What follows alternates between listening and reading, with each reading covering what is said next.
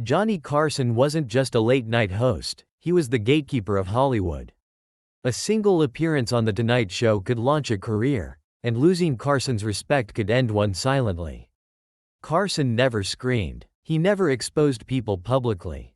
Instead, he used something far more powerful: permanent exclusion.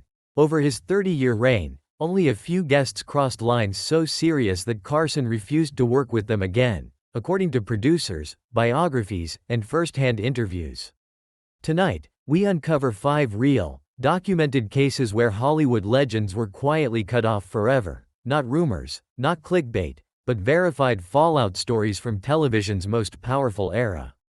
Guest number 1, Joan Rivers. Joan Rivers wasn't just another comedian on Johnny Carson's couch, she was his chosen successor.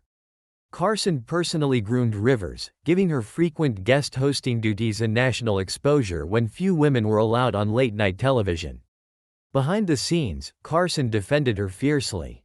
Industry insiders confirm he saw Rivers as family, not competition. Everything changed in 1986. Without informing Carson, Rivers accepted a deal to host a competing late-night show on Fox. Carson didn't hear it from Rivers, he heard it from the press. According to Carson's longtime producer, this wasn't about competition, it was about betrayal. Carson believed Rivers violated an unspoken code: you never blindside the man who built your career. From that moment forward, Carson cut all contact. Joan Rivers was completely banned from The Tonight Show for nearly 20 years. Rivers later admitted in interviews that she regretted how it was handled, stating, "Carson never spoke to me again." They never reconciled before Carson's death, making this the most emotional and final ban in late-night history. Guest number 2, Jerry Lewis. Jerry Lewis was already a comedy legend when he appeared on Carson's show, but legends still had rules. Lewis repeatedly made public remarks questioning Carson's comedic ability, suggesting Johnny was more of a presenter than a true comedian. In the comedy world, this wasn't just criticism, it was disrespect. Carson, known for his calm demeanor, took this personally. Producers later confirmed that after Lewis' comments circulated, Carson refused to book him again.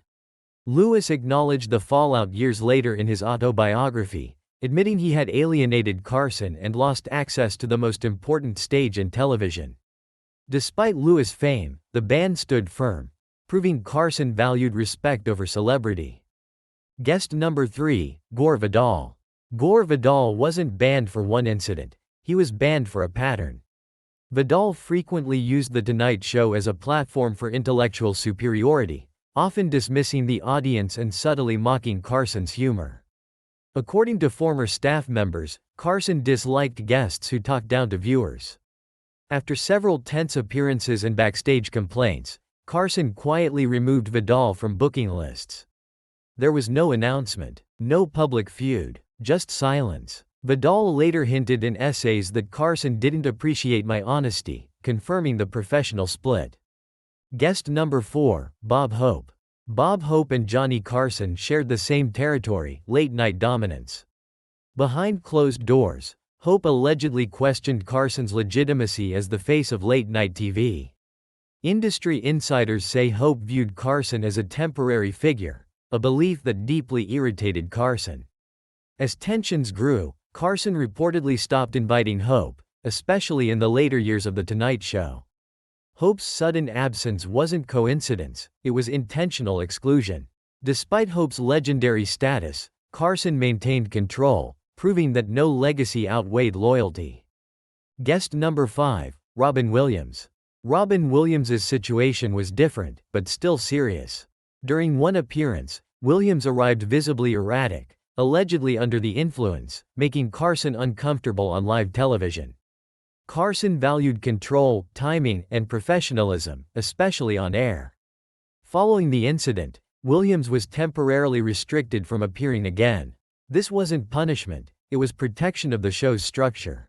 Years later, after Williams achieved sobriety, Carson welcomed him back, showing that while Carson could ban, he could also forgive when accountability was shown. Johnny Carson never needed public drama. His power existed in silence, and losing access to The Tonight Show meant losing Hollywood relevance overnight.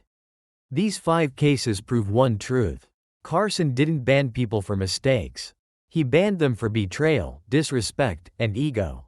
In an industry built on appearances, Johnny Carson ruled with principle.